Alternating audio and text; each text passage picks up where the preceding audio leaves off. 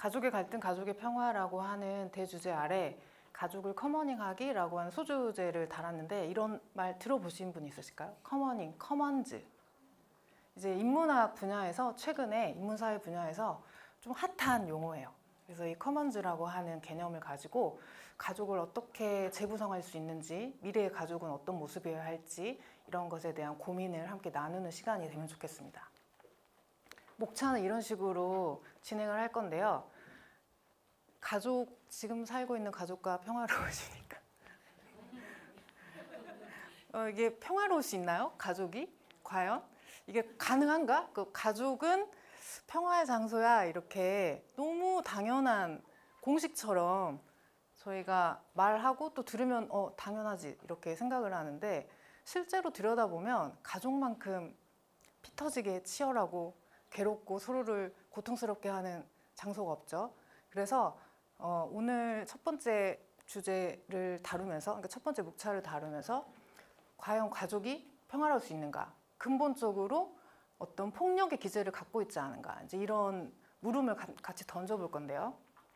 두 번째로는 이제 이게 개개인의 문제가 아니고 근대 사회로 진입을 하면서 핵가족이라고 하는 특정한 형태의 가족 모델이 도입되면서 우리에게 전가된 엄청난 가중된 이 짐이다. 이제 이런 이야기, 좀 가족과 사회 연관성 이런 것들을 좀 다뤄보고, 그리고 이제 이런 제도가 한계에 다다라서 이제는 핵 개인화 시대로 가고 있습니다.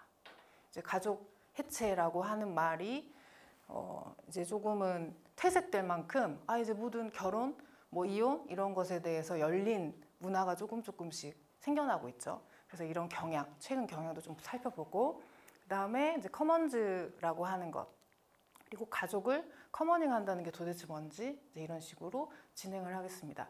1번부터 3번까지가 좀 연관이 있어서 이 내용까지 하고 잠깐 쉬고 그 다음에 4번, 5번 이렇게 제가 진행을 해볼게요.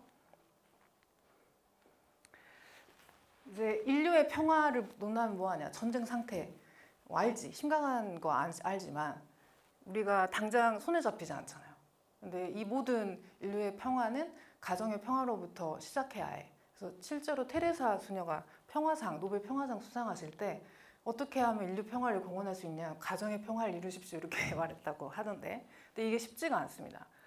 세계 평화를 이루려면 가정의 평화부터 이루자 이런 어떤 공식적 사고, 그리고 가족은 굉장히 행복한 인생의 보금자리이고 이 모든 다른 여타의 평화의 뿌리가 되는 것처럼 우리가 많이들 이야기를 하죠.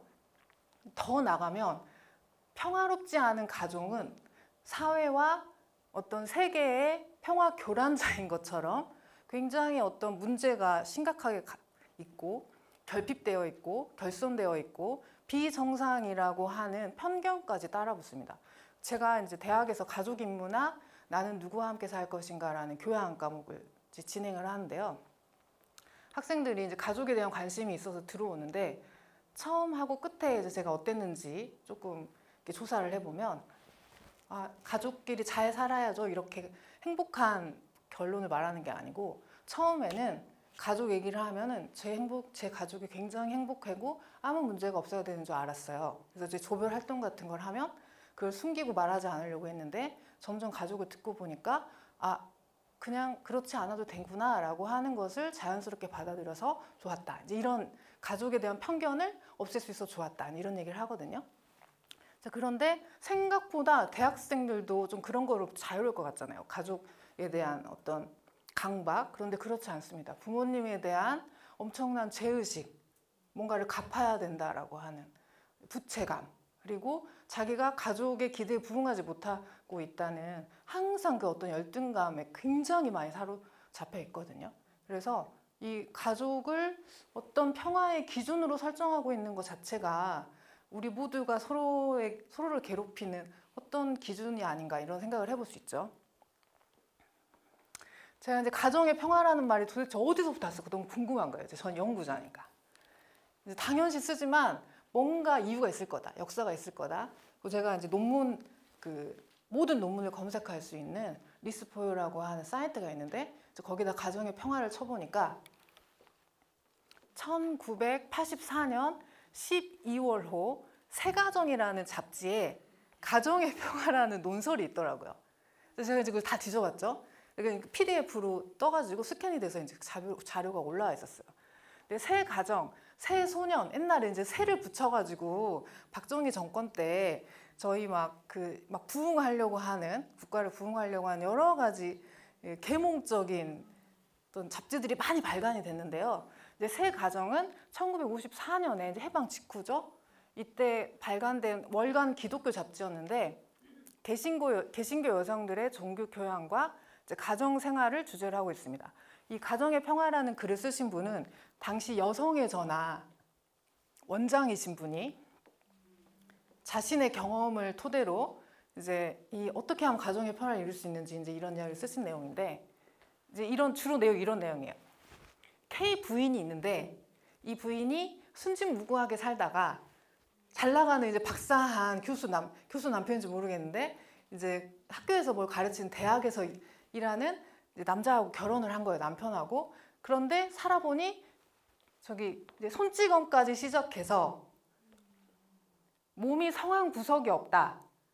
그래서 이혼도 생각해보지만 경제력도 없는 지금의 입장에서 도대체 어떻게 하면 좋겠냐라고 하는 호소를 여성의 전화라고 하는 아주 초기의 어떤 단체였겠죠? 여기 와서 이제 호소를 하는데 이런 여자들이 엄청 많았던 거죠. 제 아버지도 7, 80년대 때 이제 옛날 일을 해고를 하시면서 그때는 3일에 한 번씩 여자를 패야 한다라고 하는 말을 그냥 대놓고 했고 길거리를 다니면 남편이 이렇게 아내를 때리는 그게 그냥 지나가면서 아이고 저 집 무슨 일이 있었나 보네 하면서 지금은 신고 대상이 되겠죠? 근데 그만큼 지금으로서는 상상할 수 없는 너무너무 무자비하고 무식한 그런 행동들이 만연해 있었죠. 자, 그러면서 이분이 가정의 평화를 이뤄야 하는데 민주적이고 비권위주의인 인격의 형성과 훈련을 해서 부부와 자녀와 고부 간에 대화할 수 있어야 된다. 이제 이게 핵심 주장이에요. 그러면서 지금의 가족 문화가 잘못된 이유가 첫 번째는 비민주적인 사고와 인습이 찌들어 있다. 가장이라는 이유만으로 지금 군림을 한다 이거죠. 그다음 두 번째는 공통의 가치관을 형성하지 않아서 서로 간에 무관심으로 소외된 생활을 하더라. 그리고 세 번째는 너무 서로 지나친 기대와 요구를 해서 강요하는 삶을 살고 있더라. 이제 이거를 바꿔야 된다. 그래야지 가정의 평화가 올 수 있다. 이런 이야기를 하는 거예요. 자, 그래서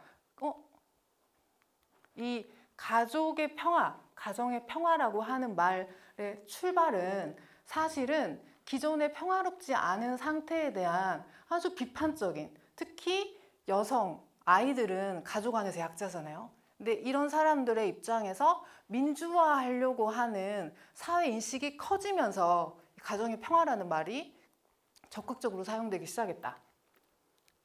자, 그러고 보면 가족은 정치하고 무관한 사적 영역으로 우리가 생각을 하는데 사실은 아주 치열하고 난이도가 높은 정치적 장소로 볼 수 있습니다.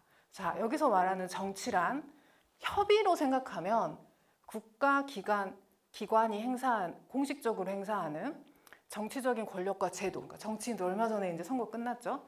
이제 정치인들이나 아니면 국회나 이제 이런 정부에서 하는 공적 행위가 정치야라고도 말할 수 있지만 더 넓은 의미에서 보면 넓은 생활 세계에서 권력을 경합하고 획득하고 쟁취하고 생산하고 확산하는 모든 행위가 정치적인 겁니다.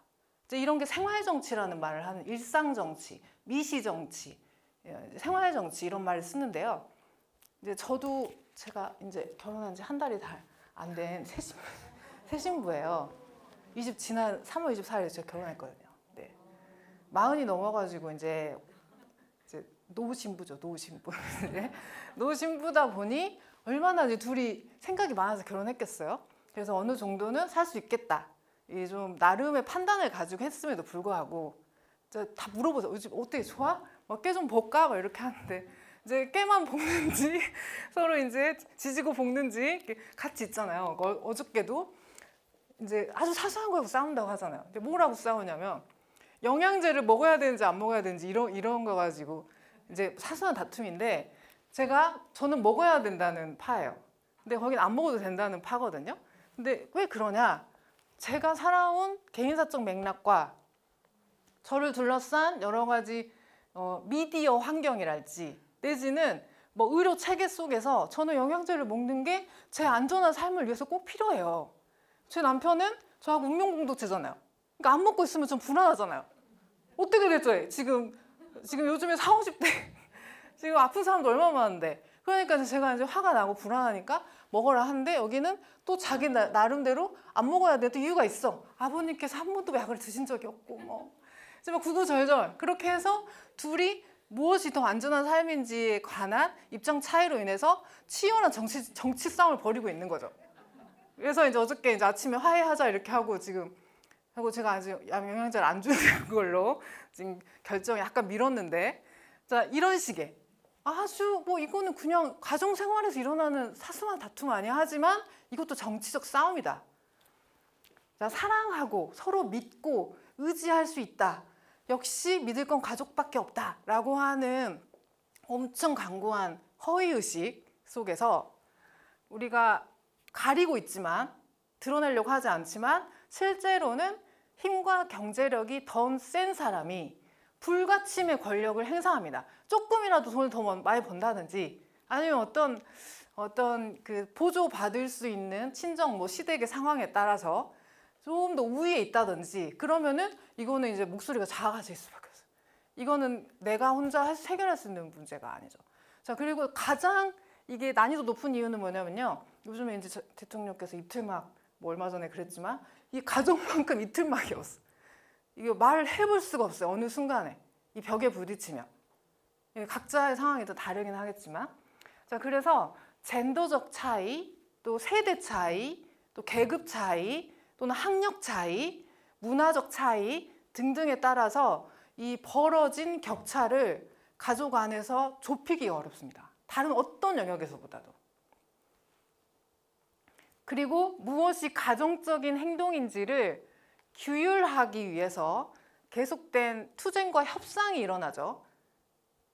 아이들이 생각하는 가정에서 적합한 행동하고 부모님이 생각하는 가정에서 행동이 전혀 다르잖아요. 이제 대학생들의 가장 큰 고민은 이제 부모님이 나 자취하고 싶은데 아니면 뭐 여행 가고 싶은데 부모님이 안 된다. 너 돈 있냐? 그러려면 네가 알아서 살아라. 그리고 여행 가려고 하면 빨리 먼저 일단은 네가 하고 싶은 거 일자리 구해놓고 네가 나중에 돈 벌어서 네가 알아서 해라 이렇게 하잖아요. 그러면 이제 아이들은 어떻게 해야 될지 모르겠다고 이제 하는데 이제 자기들끼리 제가 통화를 시키면은 학생들이 막 이제 질문한 거에 자기들끼리 답을 하는데 뭐 PPT를 만들어서 부모님 앞에서 발표를 논리적으로 설득을 하세요. 뭐 아니면 지금은 힘이 없으니까 무조건 참으시고 굴복하셔야 됩니다. 이제 자기들끼리 막 고개 끄덕끄덕 하면서 이런 고민하고 살아요. 이 돈이 없는 경제력이 없는 양육 대상인 아이들은 지금 20살이 됐는데 성인 됐음에도 불구하고 철저하게 가족에서 가장 소외된 약자죠. 근데 약자라는 생각 하십니까?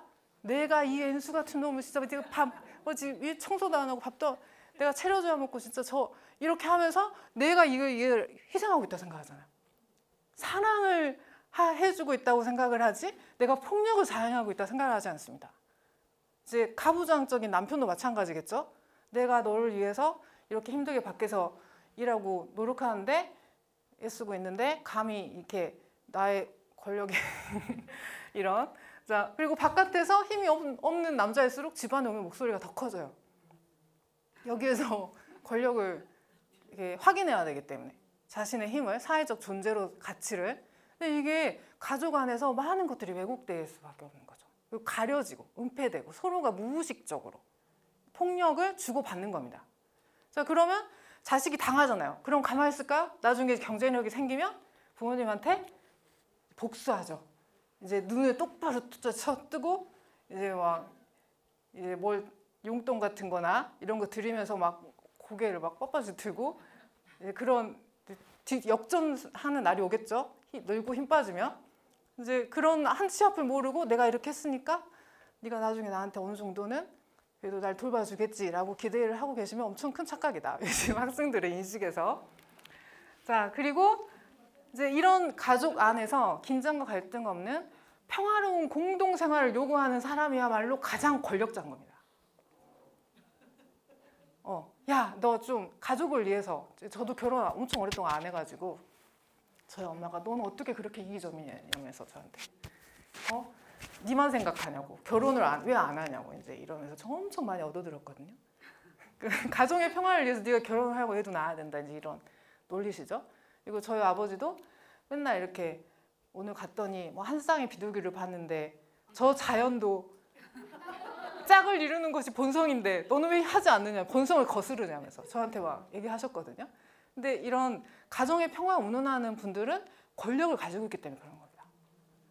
교사분들이 학생들한테 싸우지 말라고 하잖아요. 근데 가장 권력자니까 그러는 거예요. 이걸 인식하셔요. 내가 지금 평화를 바라는지 원래 가족은 그닥 평화롭지 않은 거야 라고 하는 인식을 분명히 갖고 계신지 한번 점검해 보셔야 돼요. 자, 가족 안에서 평화를 요구하는 것은 가장 힘없는 구성원에 대한 억압과 차별을 수반하는 겁니다.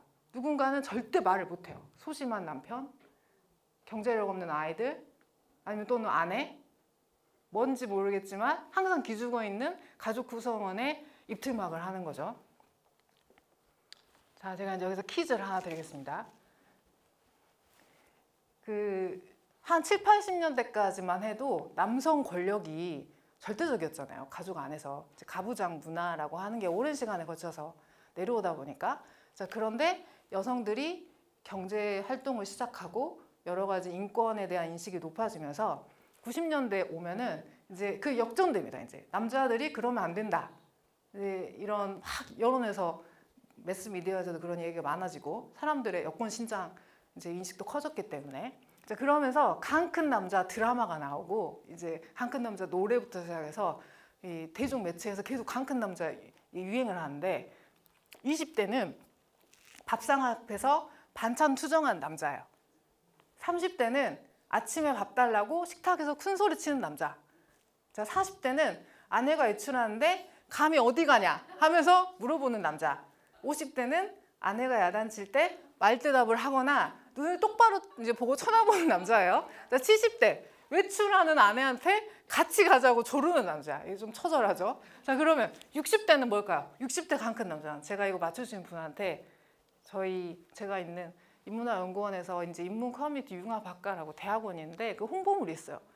그 머그컵, 엄청 편한 머그컵 하고 그 다음에 작은 우산, 미니 우산하고 그 다음에 이거 뭐지? 에코백. 이거 3개를 드릴 거거든요. 한번 상상력으로. 네. 저 먼저 드렸어. 아니, 땡. 그거 있잖아요. 70대잖아. 아침에 눈 뜬 남자? 너무 슬프다. 너무 슬프다, 진짜. 아니, 나이가 젊으신데 어떻게 그런 감성이 나오시죠? 어때, 이거 찐 결혼 생활 몇 년 되셨어요? 결혼 생활 하고 계세요? 진짜? 너무 그렇구나. 그럴 수 있겠네. 24년이면. 또 바깥이면 아니에요. 60대니까 퇴직하고 관련해서 퇴직. 누가 그러셨는데 방금? 아니. 네. 누가 아까 얘기했는데? 맞았어요, 선생님. 아주 박수. 퇴직금 어디다 썼냐고 물어보는 남자. 60대. 근데 이게 그때 이제 유행하던 시리즈 중에 이거 진짜 스스로 맞히신 거예요? 와, 그런 말 들으신 거 아니죠?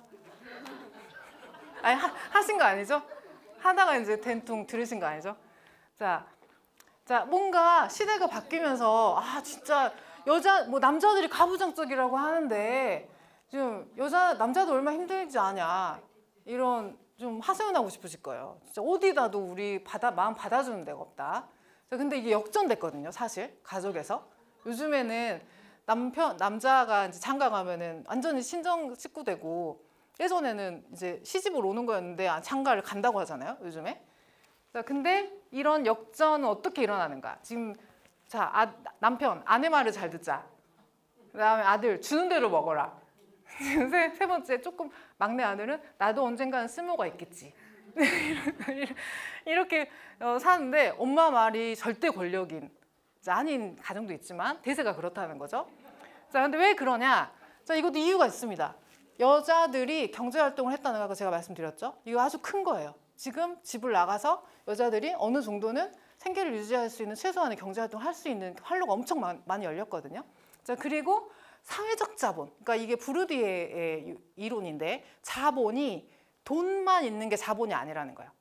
이 자본주의 사회에서 굉장히 중층적이고 다원적인 자본의 형태를 우리가 가지고 살아가는데 첫 번째가 경제적 자본이에요. 당장 돈, 현금, 부동산 이런 건 이제 경제적 자본이죠. 그 다음에 두 번째는 사회적 자본인데 소셜 캐피탈, 그러니까 사회적 인간관계를 얼마만큼 많이 두텁게 여러 개로 갖고 있느냐. 이것도 자본 중에 하나예요. 자, 그리고 마지막으로 이제 문화적 자본이 있는데 이거는 지식이나 뭔가를 봤을 때 해석하고 감상하고 이렇게 시민자유되어 가서 강의를 열심히 들으시는 것도 나름의 문화적 자본을 획득하는 아주 중요한 과정이죠. 교양을 쌓는 거죠. 자, 그리고 여가 활동이나 취미생활 이런 것들도 자본입니다. 자본주의 사회에서는. 그래서 내가 요즘에 뭘 하는지를 사람들한테 말을 함으로써 나의 어떤 위신이 올라가고 다른 사람들에게 인정을 받고 이렇게 되는 거죠. 자, 그런데 남자들은 경제적 자본을 쌓는데 엄청 노력을 해왔잖아요. 근데 이제는 여자들이 경제적 자본도 가질 뿐만 아니고 사회적 자본이나 문화적 자본에 있어서 절대적으로 우위에 있어요. 그러니까 남성들이 열심히 바깥에 사회활동을 하다 보면 어느 순간에 자기를 잃어버리고 취미활동도 없고 주변에 인간관계도 다 없어. 내가 돈 벌 때, 사회생활을 할 때 술 마시던 사람들은 있지만 진짜 내 인생을 나누거나 아니면 다차원적인 뭔지 관계망을 맺어갈 수 있는 역량이 결핍되는 거죠. 자, 그러다 보니 여자 말을 들을 수밖에 없어요. 모든 결정에 있어서. 자, 그래서 이제 권력의 재편이 일어나고 있다, 실제로. 그러니까 남성들이 요즘에 이제 20대 청년들이나 이런 아이들도 생각이 많이 바뀌고 있는데 이제 이 기성세대들의 현상에서는 그랬다는 거죠.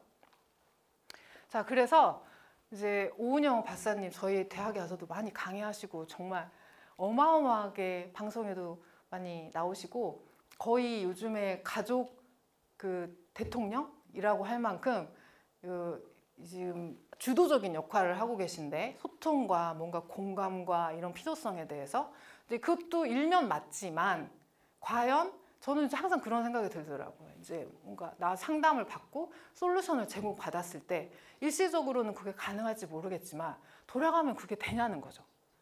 이게 개인 기질이나 심리 문제를 통해서 말 조금 잘 하고 서로 이해해주고 이런 차원이 아니에요. 가족 안에서 있는 문제는 상당히 여러 가지의 중층적인 아주 오랜 시간에 걸쳐서 개인을 떠나서 아주 사회적이고 정치적인 어떤 대결 구도 안에서 해결할 수 없는 갈등의 요소를 가지고 있다. 이거를 이제 그럼에도 불구하고 사랑에 의해서 남녀가 만나서 행복하기를 바라는 거는 아주 어려운 확률 중에 하나다. 자, 그 이후에 가장 중요한 하나로 제가 이제 핵가족 제도의 형성에 대해서 좀 말씀을 드리려고 하는데요. 지금 표준 대국어사전에 보면 가족을 부부를 중심으로 혼인, 혈연, 입양으로 이루어진 사람들의 집단 또는 그 구성원이라고 정의하고 있습니다. 여기에 부정하실 분들 별로 없을 것 같아요. 그렇지, 가족이라고 하는 건 저런 거지. 다른 여타의 공동체하고 다른 점이 저기에 있는 거지. 자, 그런데 가족이라는 말의 어원을 거슬러 올라가면 이 혈연 관계로 국한되지 않는 굉장히 생존을 위해서 함께 살아가는 좀 넓은 의미의 더 좀 혈연 이상의 공동체를 가리키는 말이었거든요. 유럽에서 그러니까 서양에서 가족의 뿌리가 되는 말이 오이코스인데 이 말이 로마어로 파뮬루스라고 번역이 되었고 여기서 패밀리라고 하는 말이 나왔어요. 그러니까 이제 성경책이나 진짜 오래된 옛날에 그리스 고전 같은 데 보면 다 오이코스라고 말이 나와요. 근데 이 말하고 유사한 말이 이코노미, 현대 영어에서 이코노미인데 오이코스에서 연원한 말이에요. 그럼 이 오이코스 말은 뭐냐? 생산하고 소비하는 단위를 가리키는 말이었어요. 경제활동을 하는 단위예요. 지금은 우리가 마트 가거나 인터넷 시켜가지고 자본주의적으로 대량 생산된 것들을 소비하잖아요. 근데 옛날에는 그런 체계가 아니잖아요. 그러니까 필요한 거를 다 집에서 만들어야 돼요. 우리 집에서 먹을 것도 다 만들고 옷 입을 것도 만들고 그다음 뭐 행사 명절 때 쓸 것도 만들고 다. 그러니까 한 집에서 뭔가를 생산하려면 그만큼의 노동력이 많이 있어야겠죠. 그래서 혈연 관계로만은 안 되고 노예나 잡일을 하는 사람들도 다.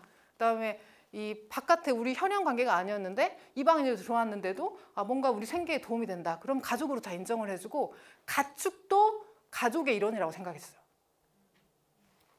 자, 이거 오이쿠스는 그래서 이런 생산과 소비가 이루어지는 거처, 집 이걸 가리키는 공간적 의미가 굉장히 강하고요.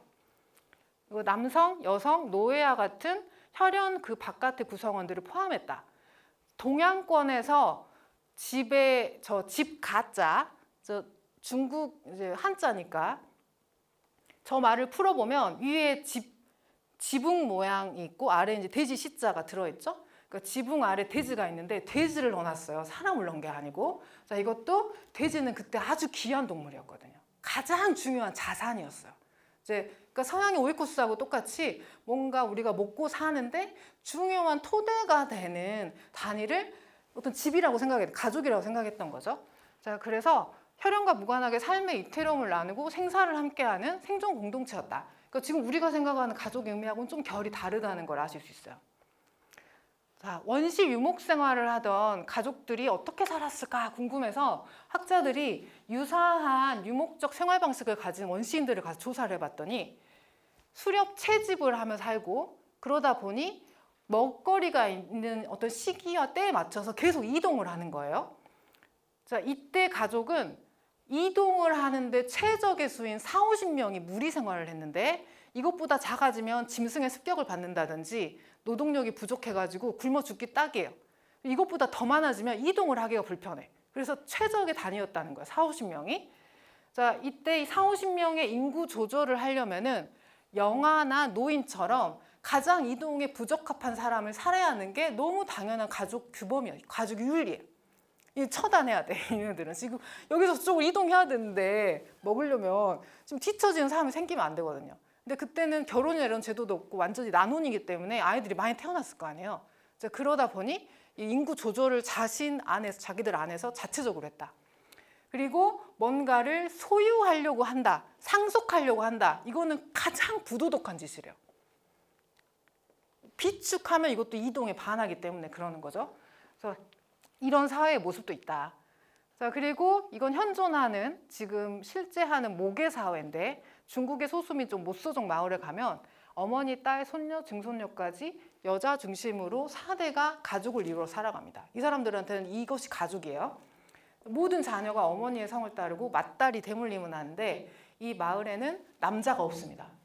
오로지 외삼촌만 이 여자들이 할 수 없는 남자일을 하기 위해서 마을의 거주가 허용되는데 그러면 남자가 없는데 어떻게 아이들이 계속 태어나나요? 이게 신기하잖아요. 그러면 어느 날 1년에 2번 정도 축제를 열어가지고 저기 마을 주변에 산에 이렇게 사는 사람들, 흩어져 사는 사람들이 남자들이 다 들어온대요. 그러면 그때 춤을 추면서 이게 잘 돌아 무도회처럼 해. 그러면 여자가 마음에 들면 그 남자를 찍어. 그러면 그 남자가 여자 집에 드나들 수 있도록 가방을 딱 이렇게 선물 받는대요. 그럼 그 가방을 걸어놓고 있으면 내가 지금 어떤 남자랑 관계를 하고 있다는 징표야. 그러고 나서 애가 생기거나 질리면 그 가방을 딱 던져버리면 이제 그 다음 못 들어와. 다시 나가야 돼. 밖으로 나가야 돼. 근데 왜 이렇게 하냐? 가족 형태를 왜 이렇게 이상하게 했을까? 근데 여기가 너무 험준한 고산 지형이어가지고 다른 지역이랑 교류가 안 돼서 자기들 동족 혼이 아니면은 아이들이 안 태어나는 거예요. 바깥에 사람이 유입이 안 돼. 근데 동족혼을 하자니 한 사람이 한 사람하고 결혼하면 애가 태어나 안 태어나? 안 태어나니까 조금 더 애를 많이 태어나면서 또 너무 문란하면 안 되니까 최소한의 공동체의 또 규범을 지켜야 되니까 이 사회에서 나름의 가장 합리적인 방법을 찾은 거죠. 이런 가족 형태도 있어요. 자, 우리나라에서 전통적인 가족은 어땠을까? 지금 핵가족하고는 다른데 이때는 가족이라는 말 자체를 쓰지 않았습니다. 원래 가족이라는 말이 있긴 있는데 일반적인 말이 아니에요. 이건 일제시대 때 생긴 말이에요. 가족이란 말 자체가 원래 문중, 우리 문중, 집안 이런 말을 쓰는 거죠. 그런데 이 뜻은 아버지, 아들, 손자, 증손자, 부계혈연 4대. 아까 그 모계사회하고 정반대죠. 그리고 8촌까지 이르는 집안 식구들이 가족입니다. 아내는 없어요. 여기. 며느리도 없어요. 가족 구성원이 아니에요. 자, 왜 이렇게 가족을 구성했냐? 혈통의 계승과 조상 숭배를 하는 일종의 종교 공동체였기 때문에 그러는 거예요. 1906년에 보성중학교 윤리교과서를 보면 1906년이면 진짜 시간 20세기 초반이잖아요.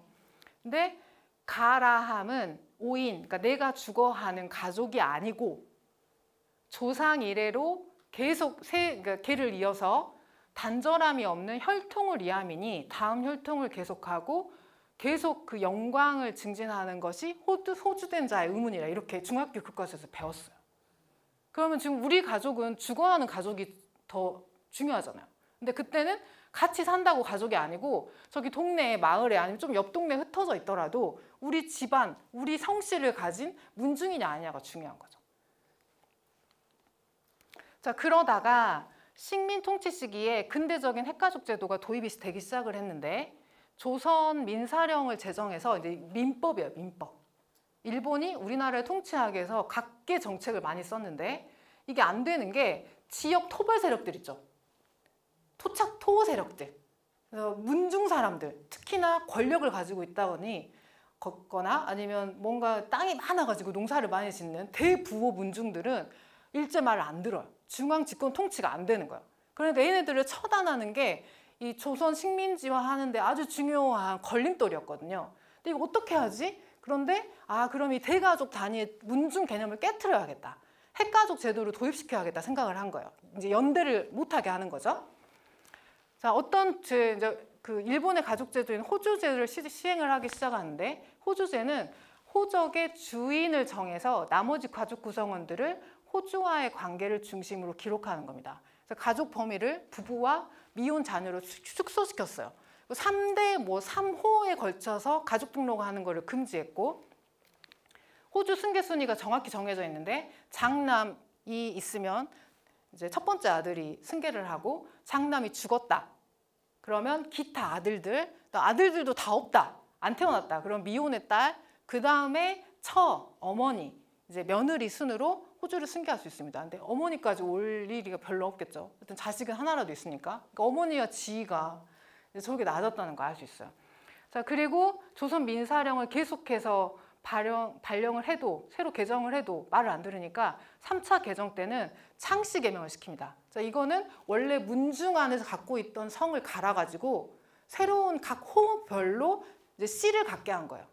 이때 안 하겠다고 막 단발령 내리고 막 그 창씨 개명할 때 못 하겠다고 전남권에서 누가 자살을 했다고 막 이런 그 독립운동 하던 시절에 그런 뉴스 기사 보신 적 있죠.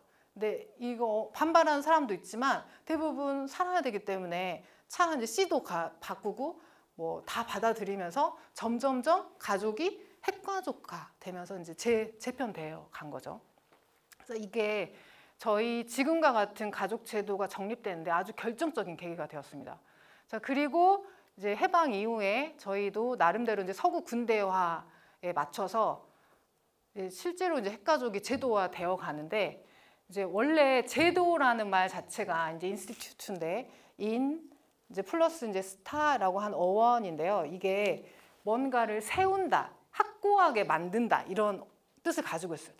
제도의 종류에 학교도 있고 병원도 있고 보험도 있고 우리가 뭐 이제 이걸 공적으로 보편화하기 위해서 국가가 만든 것이죠. 제도라고 하는 거는 누구나 어느 나이가 되면은 이런 교육 시스템을 거쳐서 졸업을 해야 돼라고 하는 걸 정한 거는 그만큼 보편적으로 우리가 인정하는 거죠. 그런데 이렇게 제도를 정립하는 이유는 무언가를 조직해서 생산하고 분배하는데 효율적으로 만들기 위한 거예요. 그러니까 공교육 제도 안에서 이 공적으로 상정된 인재를 조직하고 생산하고 분배하는데 안 맞는 아이들은 공교육 제도에서 대안학교로 간다든지 다른 길을 선택을 하죠. 근데 이제 제도라고 하는 것은 이런 작동 방식을 갖고 있다. 그래서 결혼을 통해서 합법적으로 독점적인 성관계를 맺고 아이를 낳아서 부모가 되어 서로를 돌보는 권리와 의무의 관계가 있다고 이 핵가족 제도는 전제합니다. 자, 그런데 이 핵가족 제도는 자본주의 사회에 가장 최적화된 아주 특정한 가족 모델이에요. 아까 저희가 여러 가지 가족을 봤잖아요. 저런 가족도 있어? 놀랍지만 그 사회에서는 그것이 가장 최적의 모델인 것처럼 지금의 핵가족도 자본주의 사회가 요구한 모델이에요. 자, 이 어떤 점에서 최적화되어 있냐? 자본주의 사회는 노동 생산성이 가장 중요한 기준이 되는데 이 가족은 이성에 기초한 일부 일처제죠. 이제 이러면서 예전에는 첩을 두고 바람을 피고 이런 것이 허용이 됐던 반면에 이제는 이게 아주 비인륜적이고 폐륜적인 것으로 매스미디어에서 자꾸 이야기를 하고 사람들 사이에서도 그런 걸 하지 못하도록 서로가 이제 경계하게 되는데, 또 다른 한편으로 가족을 남성이 부양하고 여자는 가정을 돌보는 안 살림을 하는 철저한 성별 분업 체제입니다. 그리고 이제 아이를 낳는다는 것은 노동 인구를 이제 재생산한다는 의미, 그리고 이제 노동 잘 쉬고 가족 안에서 서로가 행복한 정서적인 교감을 하면서 그 다음에 또 노동의 현장으로 가서 무언가를 생산할 수 있는 그 능력을 또 재생산하는 거죠. 이런 것들이 잘 이루어지는 가족이 정상이다. 이게 가족인 것이다. 라고 하는 제 규정이 이제 자본주의 사회에서 일어난 거죠. 다른 사회에서는 얼마든지 다양한 형태일 수 있었지만 근대 사회에서 가족은 부부와 자녀가 함께 사는 모델이 정상으로 간주됩니다. 핵가족을 정상화하기 위해서는 이게 이전에는 없었던 양식이기 때문에 국가의 굉장히 제도적 개입이나 승인, 여러 가지 절차들을 거쳐서 절차를 거치는 것이 필요했는데, 이때는 그냥 국가가 그냥 폭력을 다하는 것이 아니고 법을 만들고 그에 합당하는 도덕 인식을 만들어내고 그다음에 제도를 설치하고 그다음 그와 합당한 여러 가지 사람들 사이에서 유행이 되는 이야기 같은 것들을 이제 만들어내는 거죠. 예를 들면 위생 생활에 대해서 예전에 비해서 이제 가족 안에서 뭔가 구시대 부엌, 그러니까 옛날 부엌이 아니고 이제 신식 부엌을 만들어서 깔끔하게 살아야 된다. 이제 이런 걸 광고도 하고, 그다음에 그런 걸 하면은 지원책을 마련해 준다든지, 또 임신하고 출산하는 것에 대해서도 나름대로 국가가 여러 가지 정책을 썼겠죠. 자, 이 모든 것들이 핵가족을 이뤘을 때 혜택을 받을 수 있게 이제 변화를 하는 거죠, 점점. 자, 이런 광범위한 국가의 통치가 이루어지면서 이제 지역 기반이었던 여러 가지 공동 자원과 다양한 관계적 실천으로부터 이제 개개인이 단절되어서 핵가족 단위로 생존을 해야 하는 이제 그런 결과가 점점 이제 저희한테는 이제 벌어지게 되겠죠. 자, 그런 국가 통치 프로그램을 너무 잘 보여주는 하나의 예시가 이제 가족계획 사업인데, 60년, 70년, 80년 이렇게 하고 이제 저는 80년대 태어났는데 정말 딱 둘만 낳으셨어요. 저희 엄마한테 물어봤더니 셋을 낳으려고 했는데 그때 당시에는 셋 낳으면 굉장히 무식하고 야만적이라고 생각을 해서 나도 이제 피임했다고 그렇게 얘기하시더라고요. 그러니까 이게 엄청난 영향. 여기도 아마 그렇게 해서 안 하신 분들 많이 있으실 거예요. 자, 영상을 하나 볼 건데 이게 가족계획 홍보 영상입니다. 2015년 말 현재 4,156만 명을 넘어 지난 60년에 비해 2배 가까이 늘어났습니다. 이에 따라 정부는 내년부터 6차 5개년 계획 기간으로 한 자녀 갖기 단순 운동을 추진하기로 했습니다. 이와 같은 계획은 인구 과밀 현상이 경제 성장에 미치는 장애 요인을 미리 막기 위한 장기적인 국가 발전 시책에 따라 이루어지고 있는 것입니다.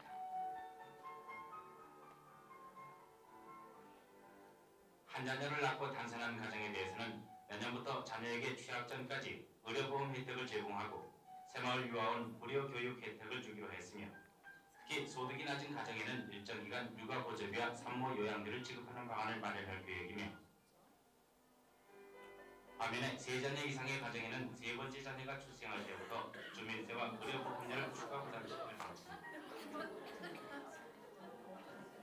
이와 같이 다산 가정에 불이익을 주는 제도를 추진한다면 94년에 가서 인구 증가율이 1% 수준에 도달할 것이고 이 목표가 달성돼도 2023년경에야 선진국 수준인 0%에 이를 것으로 전망됩니다.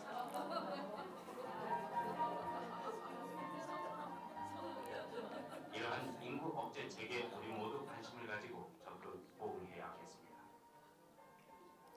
폭발적인 인구 증가, 한정된 대 모자라는 식량, 주택보급 등 화다한 문제들이 우리의 앞길을 가로막고 있습니다. 우리 모두 잘 사는 선진 국민이 되기 위해서도 이 운동에 적극 참여해서 초를 다투어 늘어나는 인구 시계를 멈추도록 해야 하겠습니다. 이런 게 뉴스에 나왔어요. 진짜 옛날에 그랬다고 했던 것 같은데 진짜 보니까 만화 같죠. 지금하고 정반대고, 지금 난임을 한다든지 아이가 더 많이 낳는다고 하면 지원책을 엄청나게 쓰려고 하는 것처럼, 예산을 퍼붓는 것처럼, 그때도 아기를 안 낳겠다고 하면 낙태 수술도 시켜주고 피임약 같은 거 다 무료로 저소득 가족에게 나눠주고, 그다음에 그런 거 막 상담시켜주고 막 이런 식으로 하다가 국가가 원하는 대로 0점대로 내려앉았죠. 2024년 됐는데 지난 4분기에 출산율이 0.65가 됐어요. 전 세계 이율에 없는 경이적인 기록이에요. 근데 우리가 이루는 가족의 형태라고 하는 게 이런 우리끼리 좋아서 우리끼리 잘 살고 싶어서가 아니고, 이런 더 넓은 영역에서 국가 통치에 의해서 또 어떤 여러 가지 사회 변화 구조 속에서 이루어지고 있는 것이다. 이런 가족의 좀 폭력의 계기를 제가 국제시장이라고 하는 영화를 통해서 좀 더 쉽게 설명을 해보려고 하는데, 이거 보셨죠? 영화 다들. 천만 영화니까 이 중에 앉아 계신 분들 80% 이상 보셨을 것 같아요. 저도 보면서 울었는데 되게 이게 한국인이면 울 수밖에 없는 버튼이 있어요. 안 울려고 다 내용 알고 가도 어느 순간에 가면 눈물이 쭉 이렇게 흐르거든요. 근데 어떤 영화였냐면, 이 황정민이 주인공이었죠. 네, 국제시장이라고 하는 부산에 있는 실제 시장에 피난을 내려와가지고 정착해서 엄청 어렵게 살았던 이 황정민의 가족 이야기를 다루고 있거든요. 근데 원래 원 가족은 저 정진영이라고 하는 저 위에 있는 분이, 이게 여기 아버지, 어머니, 근데 이 여기서 피난을 내려오다가 이 막순이를 배에서 잃어버려가지고 아버지가 막순이를 구하려고 다시 가다 보니까 북한에서 못 내려오고 나머지 식구들만 남하를 해가지고 내려오죠. 근데 이 아들이 이제 장남이잖아요. 아까 이제 그 호주 승계를 보면 저희가 호주제 폐지를 위해서 엄청나게 사회운동을 했거든요. 근데 그래도 2005년에 폐지됐어요. 계속 그 남성 중심, 지금은 가족관계 증명서다 보니까 대등하게 가족관계가 나열되지만 그때는 가족의 주인은 한 명이고 그 아래 관계가 뭔지 이렇게 적게 돼 있거든요. 근데 이거를 개선하는데도 시간이 어마어마하게 걸렸습니다. 근데 이때는 이제 해방 직후니까 이제 이 장남이, 아주 꼬맹이 아이지만 얘가 장남이죠. 근데 이 장남이 얼마만큼 힘들게 이 가족을 이끌어 살았는지, 이제 이런 게 핵심 내용이에요. 근데 첫 번째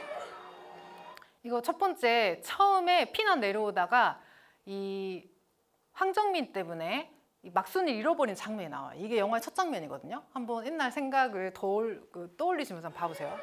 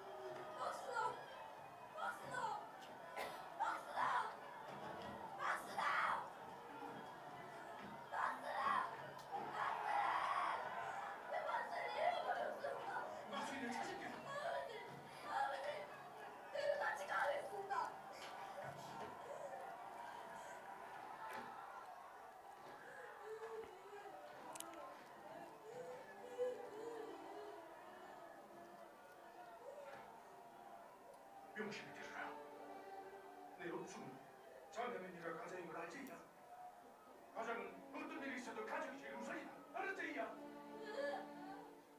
가족들 잘 지키고.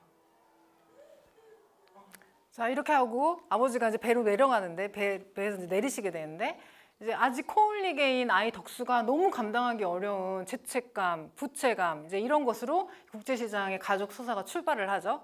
자, 그리고 이 아이는 피난 후에 이제 구두 닦기를 하면서 동생들의 이제 생계를 보태고 그다음에 커서는 소독의 광부로 파견이 되고 이제 베트남 전쟁으로 파병을 가는데 이제 한국의 근대사의 굴곡진 흐름을 따라가지고 가장 어려운 곳에 가서 이제 생계를 책임지기 위한 너무너무 힘든 삶을 살게 되죠.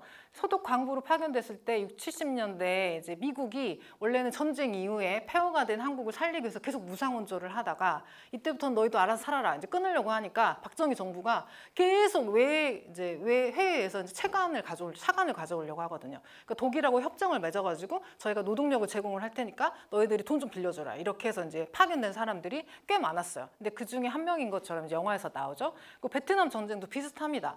이게 박정희 정부가 실제로 요구를 했어요. 차관을 주라고 이제 우리가 파병을 하겠다. 그러면서 이제 전쟁에서 많이 다치죠. 근데 이 베트남 파병을 가기 직전에 아내하고 이 황정민이 싸우는 장면이 나와요. 근데 이게 영화에서 가장 중요한 상징을 좀 함축을 하고 있는데 보겠습니다.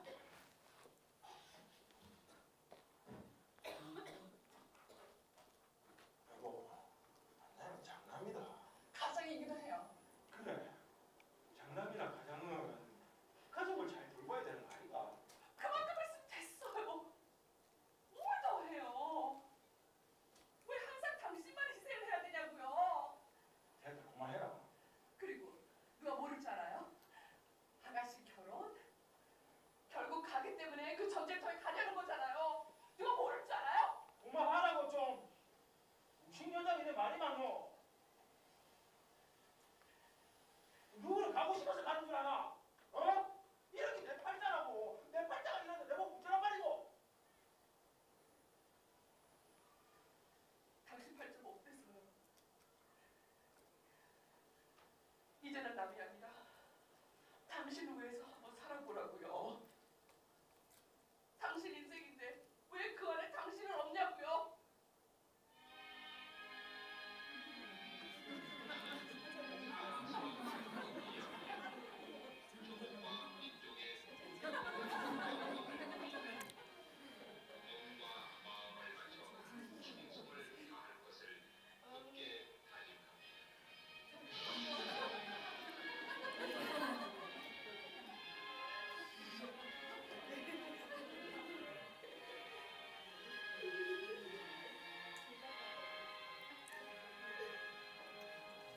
옛날 생각나십니까? 국교경례 했던.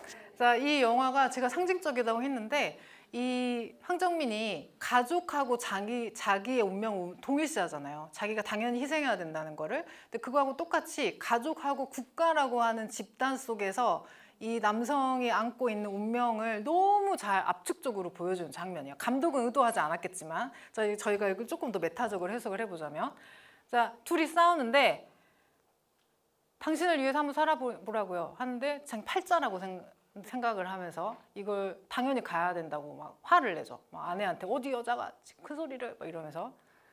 자, 마지막에 이제 이렇게 힘들게 정말 가족만을 위해 살다가 맨 마지막에 모든 이제 손자도 이제 생기고 행복한 해피엔딩으로 끝나면서 맨 마지막에 자기 아버지하고 상상 속에서 재회하는 장면이 나옵니다.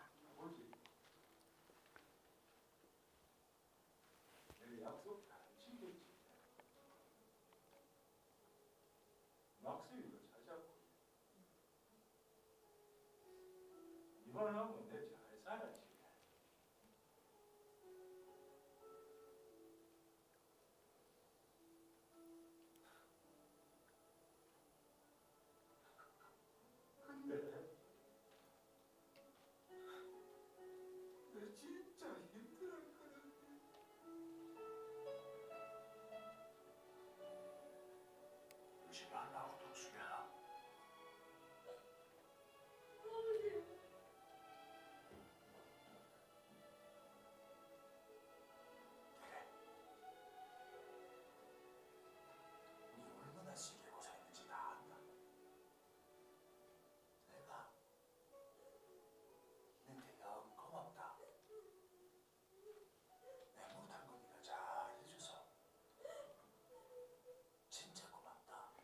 자, 이제 여기 눈물 포인트인데, 자, 눈물이 그냥 나요. 그냥 한국인의 피를 가진 사람들은 그냥 보면서 지금 강이 드는데도 좀 울컥하는 그런 느낌이 있잖아요. 이 영화는 아버지를 위한 영화인데 한국인의 감성을 적시는 아주 그냥 천만 영화가 될 수 있는 조건을 다 갖춘 영화죠. 자, 그런데 자세히 보면 덕수의 등장인물은 덕수 입장에서 본 지구지순한 아내, 모범생 남동생, 철없는 막내 동생 이런 아주 전형적인 인물상으로 그려지고 각각의 개성과 삶의 개별 내용은 잘 보여지지 않습니다. 자, 아버지 또한 이 가부장적인 역할 체계 안에서 너무 막대한 희생을 해야 했던 피해자죠. 가장 큰 피해자죠. 자, 국가가 제도한 특정한 가족 모델 안에서 다양한 삶을 살 수 있는 가능성이 차단되고 한 사람이기 전에 이제 가족, 국가 등 집단과의 동일시가 강요되고 그러다 보니 이제 개개인의 욕망과 관계의 서사가 너무 획일화되어서 살아왔어요. 오로지 가족밖에 없다라고 하는 것 이외에는 다른 삶의 가능성을 상상할 수가 없는 거죠. 자, 그러다 보니 이제 이런 가족 제도가 점점 해체되는 국면에 이제 돌입돼 있는데 출산율이 낮을 뿐만 아니라 이제 결혼도 잘하지 않고 1인 가구는 2015년에 벌써 30%를 넘어서서 가장 보편적인 가구가 됐습니다. 세 집 중에 한 집은 혼자 사는 집이에요. 여러 가지 이유로. 자, 왜 1인 생활을 계속하느냐라고 물어봤더니 혼자가 편해서라는 답이 가장 많았어요. 이유가 없습니다. 옛날에는 옆에 사람도 결혼하고 옆에 사람도 결혼하고 하니까 해야 보나 살았지만 요즘은 옆 사람도 혼자 살고 저 사람도 결혼 안 하고 저 사람도 혼자 사네, 저 사람도 애기 안 낳네, 그럼 나도 안 살아야지 하는 것이 그냥 다 자연스러워요. 이제 대세가 이제 그렇게 바뀐 거죠. 자, 여러 가지 이유로 지금 핵 개인화가 초래되고 있는데 점점 이제 자본주의화 되다 보니까 이제 경쟁도 치열해지고 각자 도생하는 삶의 양식이 이제 구조화되고 있죠.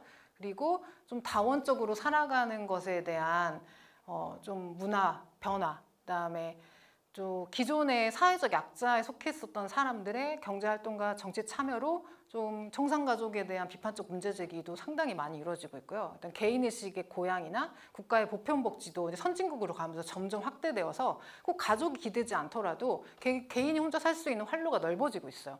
그리고 시공간을 초월할 수 있는 뭔가 새로운 연결의 가능성도 기술에 힘입어서 가능해졌고, 그다음 뭐 바이오 기술이랄지 스마트홈이랄지 뭐 돌봄 로봇이랄지 이런 식의 여러 변화에 의해서 가족에 의존하지 않는 삶이 가능해지고 있습니다.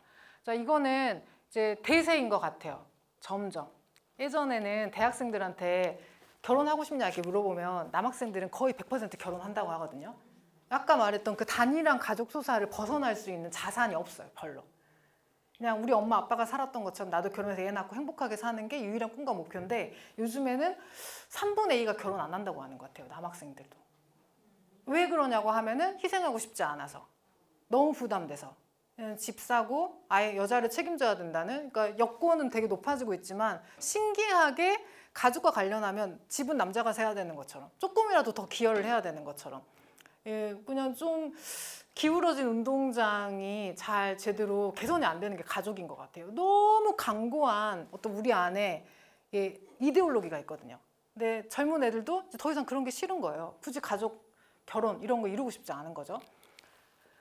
자, 그러면서 이제 저희가 갖고 있는 공동체 감각이 정말 많이 바뀌고 있는데 요즘에는 대면 만남보다 비대면 만남을 선호하는 젊은이도 굉장히 많습니다. 직접 만나서 전화를 한다든지 이런 게 굉장히 두렵고 뭔가 통제당하는 것 같고, 그래서 SNS나 문자나 카톡이나, 이제 문자도 싫어하죠. 이제 카톡이나 아주 이제 간편한 만남, 이제 비대면 만남, SNS 소통 이런 거를 더 편해하고, 그리고 이제 제가 이제 그래서 대학생들한테 인사하는 방법, 그 메일 쓸 때 막 이런 것도 가르치거든요. 그러니까 애들이 코로나 겪고 이러면서 사람들하고 어떻게 상호작용하는지 잘 몰라요. 그러니까 저한테 메일을 개인 메일로 제 과제를 제출하라고 하면 우리 같으면 인사하고 누굽니다라 최소한 그 말을 써야 되잖아요. 근데 꼭 무슨 AI한테 제출하듯이 과제만 첨부해갖고 저한테 보낸다니까요. 그럼 너는 누구냐? 내가 이제 이래야 되는데 제가 너무 화가 나는 거예요. 이게 뭐지? 나를 기계로 생각하나? 그랬는데 다른 쌤들도 다 그걸 겪고 있더라고요. 그래서 누가 선생님이 저한테 팁을 주신 거예요. 요즘엔 그런 것도 애들이 모르니까 학기 초에 오리엔테이션한테 가르쳐줘야 된다는 거예요. 간단한 인사와 그러니까 뭐 잘 보이라고 하는 게 아니고 최소한 사람과 사람의 소통이니까 어떤 정도의 인사는 해야 된다라고 하는 형식을 알려주라는 거예요. 그래서 나중에 이제 취업을 하고 사회 나간 애가 저 너무 아는 게 없어가지고 직장에서 맨날 깨지고 있다. 뭐 이런 거 아주 기본적인 인간관계에 대해서 알려줬으면 좋겠다. 이거를 호소할 만큼 애들이 진짜 몰라요. 이 대면에서 누군가하고 만나서 함께 생활하는 것에 대한 감각을 잃어버린 거죠. 자, 그리고 사람보다는 동물, 이제 고양이, 나만 고양이 없어 이런 말 들어보셨어요? 나만 없어 고양이? 그래서 이제 랜선 집사라는 말이 있는데 자기가 고양이를 키울 상황은 안 되니까 이제 나머지 사람들이 키우는 귀여운 고양이를 계속 이제 유튜브나 이런 데서 검색하는 사람을 랜선 집사라고 하는 거예요. 막 여기다 댓글 달고 이제 그만큼 이제 동물하고의 친근감을 더 많이 느끼고 애정을 쏟아붓는. 그러니까 이제 기성세대가 봤을 때는 야 사람도 지금 옆에서 네가 이렇게 대면 대하면서 뭐 고양이한테 밥 사준다고 막 그러면 우라통이 터지잖아요. 근데 그게 아니야. 이 감각이 바뀌고 있는 거야. 공동체 감각이. 자, 그리고 이제 로봇하고의 어떤 교감 이런 것들도 이제 머지않아 정말 가까이 식당에서 로봇이 서빙하는 거 보셨죠? 이제 이것을 더 넘어가지고 진짜 발빠르게 인공지능이나 로봇이 우리 또 이제 생활에 침투해가지고 돈을 벌어야 되잖아요. 자본주의 사회에서 이제 사람과 사람의 대면이 필요 없을 만큼 이제 어마어마하게 발전될 거예요. 이런 산업 영역이. 자, 그리고 요즘에는 식집사가 대세인데 동물도 키우기 힘들잖아요. 책임을 못 지겠네? 그러면 식물이라도 키우는 거예요. 저도 결혼하기 전에 식집사였는데 진짜 식물하고 교감하면 엄청 기쁨이 큽니다. 아시죠?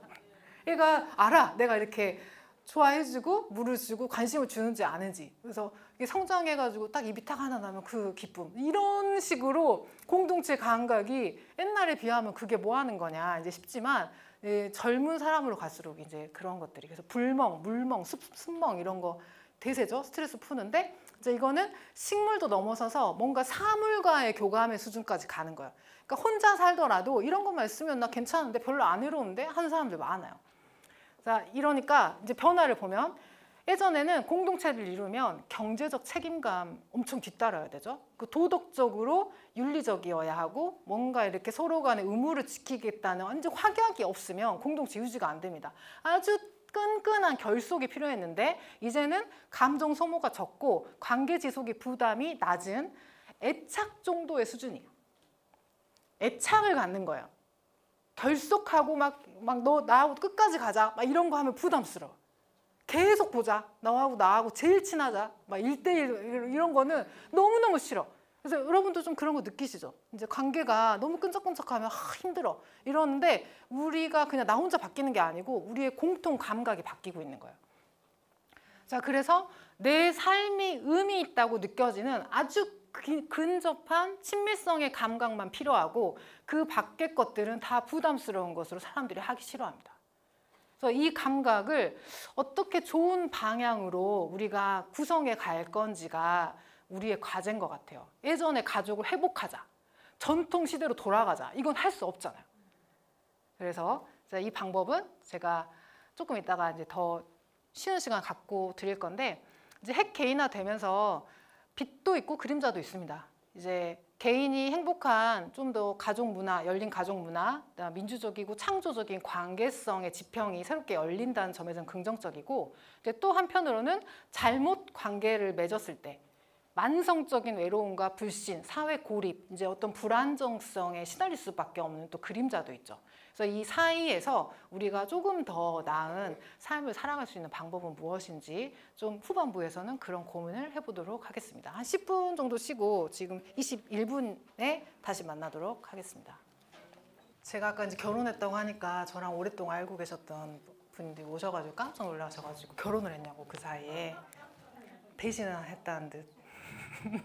근데 아까 제가 잠깐 신혼 얘기하니까 이제 신혼은 신혼이네. 그래서 이제 귀엽다 하면서 이제 좀 있으면 다 필요 없다고 이제 따로 살으라고 이제 이렇게 그렇게 조언을 해주시는데 이제 우리가 이제 핵 가족을 전부인 줄 알고 사는 것도 답답한 현실이지만 또 그렇다고 해서 완전히 혼자 살 수는 없잖아요. 또 핵 개인의 삶으로 갈 수는 없는 거잖아요. 그래서 핵 가족하고 핵 개인하고 어떤 양자택일이 아니라 정말 뭔가 함께 생산하고 함께 나눌 수 있는 새로운 방법을 만들어갈 수 있지 않을까. 그다음 어떤 애착의 형태로 최근에 공동체 감각이 변화하고 있다면 그거를 좀 더 긍정적인 방향으로 변형하고 좀 다양한 공동체를 형성할 수 있는 가능성은 뭐가 있을까? 이제 이런 식으로 저희가 대안적 사고를, 대안적 물음을 던져야 하는 것 같아요. 제가 이제 커먼즈라는 용어를 좀 설명을 드릴 건데, 이제 커먼즈는 원래 뜻은, 단어 뜻은 공유지, 공유재, 예, 이제 공동 자원 이런 뜻이에요. 자, 그럼 공동체 일원들이 공동으로 이용하고 관리하는 자원이라고 이제 풀어볼 수 있겠죠. 자, 그런데 최근에는 이거를 이제 이런 일반 용어 뜻이 아니고 자본주의 사회에서 다 이제 네 것 내 것 아니면 내 가족 네 가족 뭐 이렇게 우리가 분열돼서 사는 것에 이제 지치니까 조금은 대안적인 삶의 방식을 고민하는 사람들이 많아지고 있잖아요. 그런 새로운 패러다임을 가리키는 말로 대한 사회운동이나 여러 가지 생태운동 이런 데서 많이 쓰이고 있거든요. 자, 무언가를 소유하려고 하는 것보다는 너와 내가 함께 어떤 공통적인 것을 만들어가는 무형, 유형의 관계적 활동과 실천을 포괄하는 말입니다. 예를 들어서 지금 여러 사람의 이야기가 섞이며 다른 생각을 촉발하고 다양한 생각에 부딪히는 어떤 공통의 감각과 알미 생겨나고 있다면 이 시민자유대학의 강자도 커먼즈의 일종이 될 수 있는 거죠. 이제 예전에는 핵가족화 되기 전에는 그 이전의 인류의 삶은 사실 커먼즈의 변화, 계속 어떻게 보면은 재변형이었죠. 커먼즈가 없이는, 커머닝하는 어떤 실천이 없이는 인간 삶이 이루어지지 않아요. 이제 그런데 이 자본주의 사회, 특히 핵가족이라고 하는 사적 소유 패러다임 안에 갇혀서 우리가 너무 내 것, 내 가족 것 이런 것에 집착하며 살아온 것 같아요. 자, 그래서 이제 커먼즈를 가지고 나와 너를 둘러싼 관계를 이제 다시 보는 어떤 렌즈처럼 착장을 하려고 하는데, 인문사회 연구에서 자, 물보다 진한 핏줄, 내 자식, 내 부모 이제 이런 인식의 틀 속에 갇혀서 다양한 사람들과 함께 모이고 활동할 수 있는 커머닝의 공간을 우리가 박탈당하고 있는 거 아닐까? 그러니까 국가에서도 가족끼리 잘 살라는 정책이잖아요. 기업도 심지어는 우리는 가족이다라고 말하면서 가족이 유일한 안식처인 것처럼 하는데 더 다양한 커머닝이 일어날 수 있잖아요. 근데 그게 안 되는 거죠. 자, 그리고 가족을 의지하면 할수록 더 외로워지는 거 아닐까? 사실 외로우니까 가족에 기대는 게 아니고 가족에 기대니까 우리가 너무 어떤 관계재를 상실함으로써 고립되는 거 아닐까? 이제 이런 질문을 던지는 거죠. 그리고 가족을 위해서 최선을 다해 살다 보니까 내 삶의 자율성을 상실하고 새로운 삶을 구성할 상상력조차 메말라 버린 건 아닐까? 이제 이런 질문들 속에서 이제 커먼즈의 감각 자체를 되살리자 이제 이런 이야기를 하는데, 아까 이제 애착이라고 말했잖아요. 이제 애착을 변형하는, 긍정적으로 변형하는 굉장히 중요한 실천의 유형들이라고 보시면 되겠습니다. 제가 이제 쓴 논문에서 이제 긁어왔는데, 제가 이 커먼즈의 감각 되살리게 하려면 첫 번째, 잘 먹어야 된다. 혼자서 먹는 게 아니고, 혼밥하고 혼자만 좋은 거 먹으려고 하는 게 아니고 함께 잘 먹어야 됩니다. 그리고 또 하나는 함께 잘 놀 줄 알아야 돼요. 그리고 함께 응답하는 능력, 이제 세 가지가 필요하다고 제가 이제 논문에서 쓴 건데, 제가 읽어볼게요. 첫째는 함께 먹기다. 이제 헤러이라고 하는 학자가 함께 먹는 행위를 통해서 공구성된 이제 식구가 되는 게 중요하다고, 요즘 시대에는 가족이 되는 게 중요한 게 아니고 식구가 중요하다고 말했어요. 이거 엄청 선진적인 여성 학자 이야기거든요. 함께 먹는다는 것은 단순히 음식물을 섭취하고 영양분을 흡수해서 나를 보존하는 것이 중요한 게 아니라, 그것만이 아니라 가장 이제 근본적인 우리 신체의 차원에서 다른 사람들과 교류하고 소통하는 것을 의미해요. 그러니까 의식적으로 너하고 나하고 뭔가 공통된 정치적 사안에 대해서 동의한다든지 아니면 우리 공동체의 이념에 동의하는 이런 게 아니고 신체적으로 서로가 교류하는 행위거든요. 이 먹는다는 것은.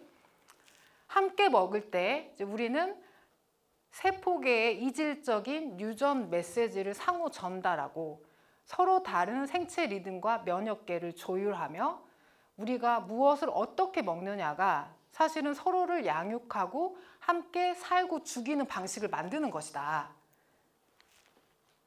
함께 먹는 행위를 반복적으로 수행하면서 켜켜이 쌓은 몸의 공통 기억은 논리나 어떤 언어적으로 말할 수 없는 더 총체적인 소통의 근본 언어가 됩니다. 식구가 되면 닮는다고 하잖아요. 근데 이게 같이 먹다 보면 이 유전 체계하고 면역 활동의 리듬 자체가 닮아져서 그러는 거거든요. 점점. 자, 그리고 그 내부 작용과 역동의 관계성을 이 먹는다는 것이 중요하게 갖고 있습니다. 그래서 많은 성공적인 공동체 커뮤니티 실험들을 가면은 처음부터 거대하지 않아요. 그냥 같이 무언가를 나눠서 먹는 것부터 시작하더라고요. 대부분. 자, 그리고 이제 노는 게 중요한데, 자, 그래, 잘 노는 사람들끼리 조금 같이 있으면 편하고 좋잖아요. 그렇죠? 가면 갈수록 그럴 건데, 그럼 논다는 것의 의미가 뭐냐? 이제 제가 이 학문적으로 깊이 있게 좀 풀어내 본 거예요. 놀이는 노동, 휴식과 다른 제3의 행위 영역이에요. 저희가 이제 열심히 일하면 돈을 벌잖아요. 이제 그거 하고 집에 가면 쉬어야 되잖아요. 쉬는 건 자고 이렇게 편하게 다시 일할 수 있는 몸을 만드는 과정이죠. 근데 일하는 것도 아니고 쉬는 것도 아닌 그 중간에 노는 게 있거든요. 식물을 키운다. 내 그 취미 생활이야. 그러면은 일하는 건 아니잖아요. 그렇다고 해서 쉬고 있는 것도 아니고 힘들잖아요. 그 좀 이렇게 물도 주고 막 모두 막 신경 써야 될 일도 많고. 근데 그 중간에 뭔가를 하고 있을 때 즐거워. 그러면 그게 이제 노는 거죠.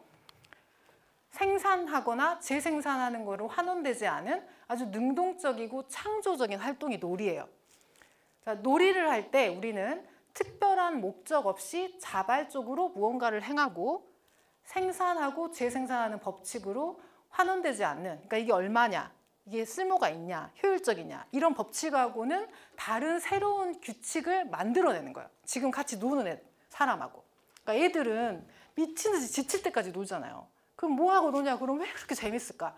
그러면 시키는 대로 하면 재미없거든요. 자기들끼리 계속 상호작용하면서 그 안에서 자기들만의 규칙으로 노니까 재밌는 거거든요. 그래서 우리는 일로 만나는 관계가 아니라 놀이를 할 수 있는 관계에서 옛 것을 재배열하고 새로운 것과 새로운 느낌과 행동 양식을 제안하고 갈등하고 협력하면서 함께 얽힐 수 있는 어떤 활동을 벌일 수가 있습니다. 자, 놀이의 과정은 일반적으로 지켜야 하는 사회적 법칙에서 벗어난 초월과 자유를 표현할 수 있고 뭔가 일반적으로 말할 수 없는 새로운 차원을 개방해 주기 때문에 우리한테 굉장히 재밌고 활력을 주는 거죠. 이 놀이, 여러분 어떤 놀이를 하시는지 살면서 정말 중요해요. 누구와 같이 놀고 있는지. 나는 혼자 놀게 한다. 그나마 안 노는 사람보다는 다행인데 같이 노는 사람이 있으면 더 재밌거든요. 2배, 3배로. 자, 놀 때 우리는 한 번은 능동자가 되었다가 한 번은 수동자가 되는데 이제 실뜨기 할 때 한 번 내가 실을 뜨면 저 사람이 실 때까지 기다려야 되잖아요. 그럼 그 사람이 한 것에 맞춰서 그 다음 실을 떠야 되잖아요. 근데 이런 것처럼 놀이는 기본적인 너와 나의 경계가 무너지는 특성을 가지고 있어요. 굉장히 상호적인.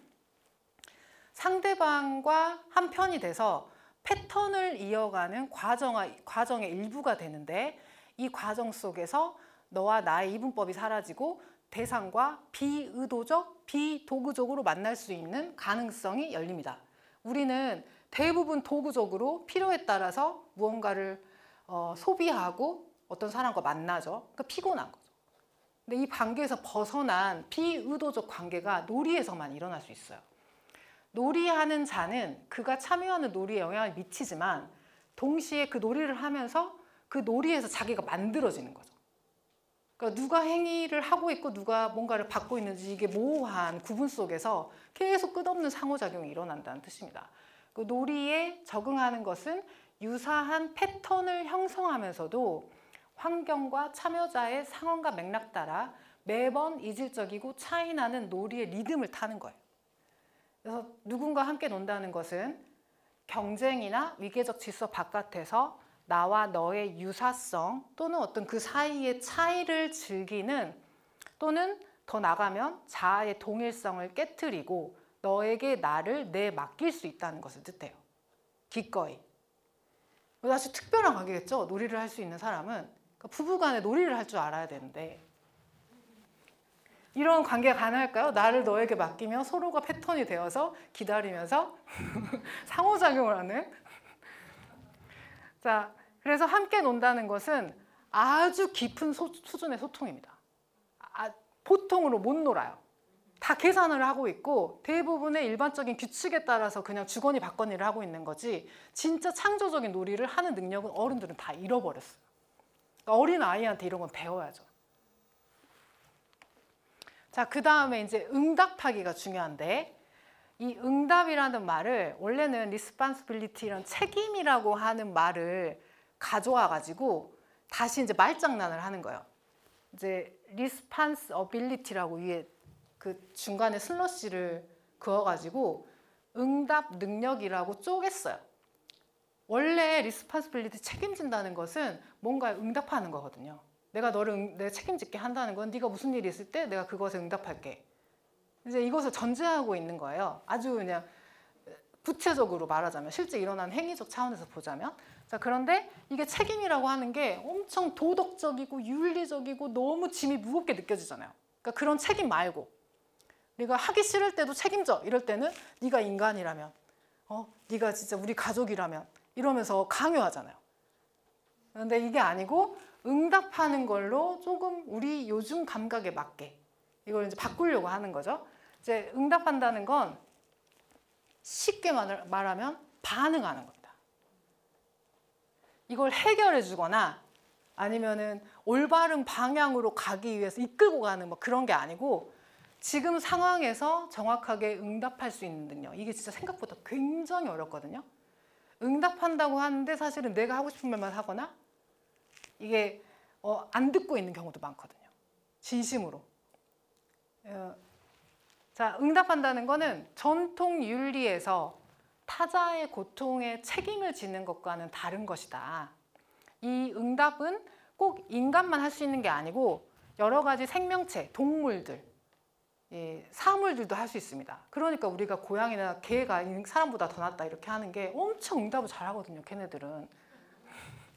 근데 들어가면은 힘들어 죽겠는데 와가지고 막 부비고 막 그리고 애들도 이 주인의 감정 상태를 너무 잘 알거든요.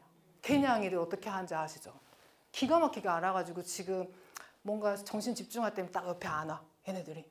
근데 좀 여유가 생기면 와가지고 꼬리를 막 살랑살랑 흔들면서 진짜 네가 사람보다 낫다. 그래서 내가 이러니까 널 예뻐하지 이렇게 하거든요. 근데 인간은 이 자본주의 사회에서 잃어버린 응답 능력을 아직 동물들은 가지고 있어요. 식물도 마찬가지예요. 그 식물적 차원에서 그 식물의 생명체 차원에서 응답을 알아요. 저도 역시 생명체잖아요. 그러니까 제가 뭔가 다가가서 숨결을 느끼게 해주고 뭔가 이렇게 소통을 하려고 하면 그 차원에서 얘도 응답을 합니다. 자, 응답한다는 것은 내 위주에서 하는 반응이 아니고 철저하게 타자를 중심에 둔 반응이기 때문에 나에게는 행동을 정지하고 그 타자에 맞춰서 수동적으로 만드는 계기를 갖고 있어요. 그러니까 응답을 잘한다는 것은 일단은 내 편견, 내 인식, 내 입장 이런 걸 내려놓고 진짜 저 사람이 뭐라고 하는지 그 자체로 그 사람 옆에 서가지고 그 사람이 되어 생각해야 되잖아요. 공감해야 되잖아요. 자, 그러다 보니 나를 중지하는 계기를 갖고 있어요. 자, 그렇지만 응답을 잘하다 보면 타자를 통해 느끼고 상상하고 말할 수 있기 때문에 나를 확장하는 계기가 됩니다. 그러니까 왜 우리가 소수자들의 입장에 서서 어려운 사람 처지에 서서 생각해야 되죠? 자, 그러면 우리가 서 있는 주류적 관점에서 벗어난 다양한 관점에서 새로운 세상을 알 수 있거든요. 나를 확장하는 거예요. 새로운 나로서. 그러니까 아이라고 하는 절대적 타자를 만나서 어머니들이 자신을 확장하잖아요. 물론 희생하고 엄청나게 힘들지만 진짜 아이가 아니었으면 난 이렇게 안 받았을 것 같아. 네, 그것이 타자가 가진 힘이거든요. 근데 그와 마찬가지로 나하고 다른 삶의 타자성을 가진 사람하고 만났을 때 진정한 의미에서 새로운 세계를 만날 수 있는 경험의 장도 열리는 거죠. 자, 그래서 자기 중심적인 몸의 습관과 태도를 변형할 수 있는 아주 능동적이고 주체적인 능력이기도 합니다. 응답을 잘한다는 것. 그래서 응답을 통해 상대방에게 길들여지고 뭔가를 반려하는 삶의 방식은 아주 그 자체가 관계적이다. 이제 이렇게 정리를 할 수 있겠어요. 자, 실제로 이런 먹기, 놀기, 응답하기의 실천들을 통해서 커머닝을 할 수 있는 사례들이 우리나라 곳곳에 있습니다. 그러니까 모르지. 그러니까 저희만 지금 가족 아니면 나 혼자 이렇게 산다 이렇게, 아니면 내가 갖고 있는 아주 협소한 인간관계 안에 갇혀가지고 그냥 이런 건가 보다 하는데 아주 다양한 공동체 실험들이 전국에서 일어나고 있거든요. 당연히 세계적으로도 마찬가지고요. 자, 이 영상은 경기도 여주시에 할머니 세 분이 모여서 노루목 향기라고 하는 대안적 삶의 공동체를 만들고 계시거든요. 근데 영상을 제가 잠깐 보도록 하겠습니다. 저 깊은 골짜기 안쪽에 세 할머니가 삽니다. 그녀들은 자신들의 집에 노루목 향기라는 이름도 붙였죠. 이경호, 박국장, 신지 씨. 예썰. 68세 동갑내기 할머니들이 한 집에 사신다면서요. 친구들끼리 같이 살면 알콩달콩 재밌겠다 싶지만 별거 아닌 일로 신경전도 만만치 않을 텐데요. 좀 얇게 쓰세요. 네, 엄마.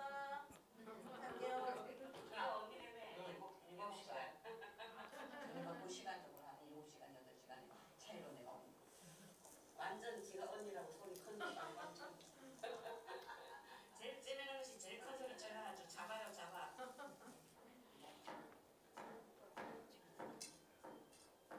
너무 끓는다. 이제 비로소 3인방이 다 모였네요. 이경 선생님. 네. 아침이 여기 원래 지금이 아니잖아요. 이럴 때 내가 잘해요. 내가 요리 잘해. 인정. 내가 인정. 빨리 해. 빨리. 만들어.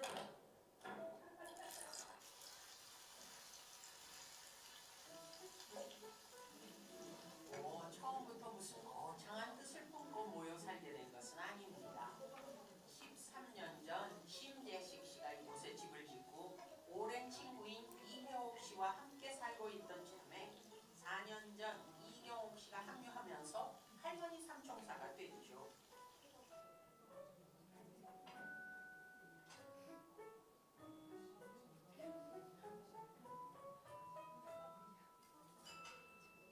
평생을 달리 살아온 사람들, 식성도 제각각 달랐을 것 같네요. 네. 자, 먹겠습니다. 아침 식탁에서 기도하는 방식부터 서로 다릅니다. 그러니 식성은 오죽하겠습니까?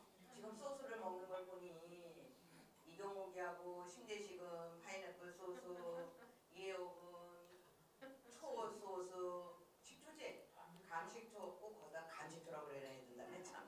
감식초 기도하는 것도 아침마다 한 사람은 십자가 붓고 한 사람은 술 모아가지고 하고. 아유, 밥 드세요.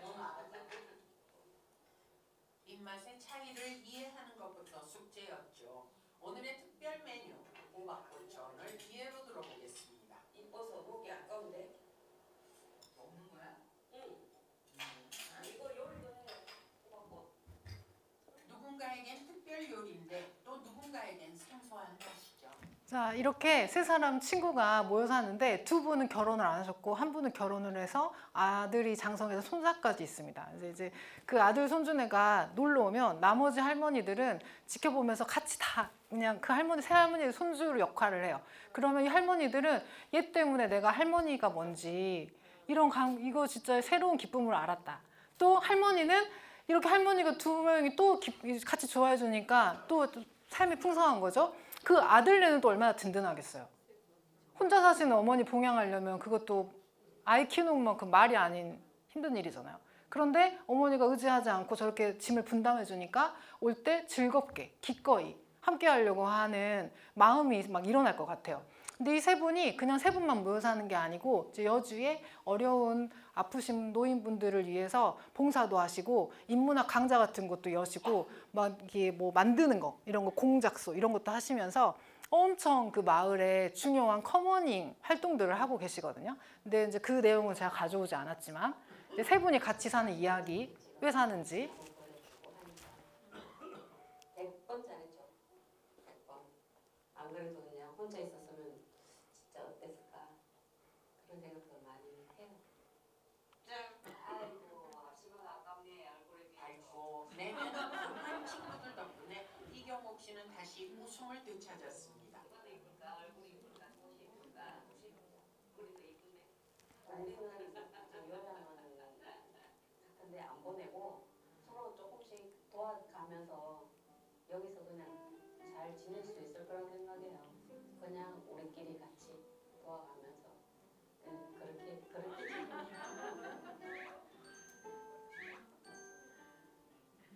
우리가 동원하면서 확실한 믿음을 가진 건 돌봄이야. 서로 돌봄.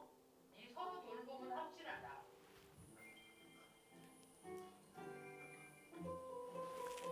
자, 서로 얼마나 달라요. 아까 지금 다 종교부터 먹는 식성부터. 근데 그 다른 거를 함께 가는 게 대단하다. 지금 저렇게 살다 보면은 와 진짜 너 사내 만에 지금 이혼을 하네 만에 지금 이렇게 가야 되는데 다르기 때문에 서로 원래부터 결혼으로 끈끈하게 이어진 관계가 아니기 때문에 노력하는 거예요.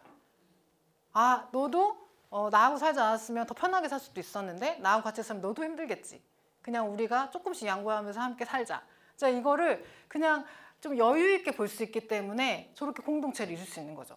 가족이 과연 그렇게 안 되는 이유는 뭘까요?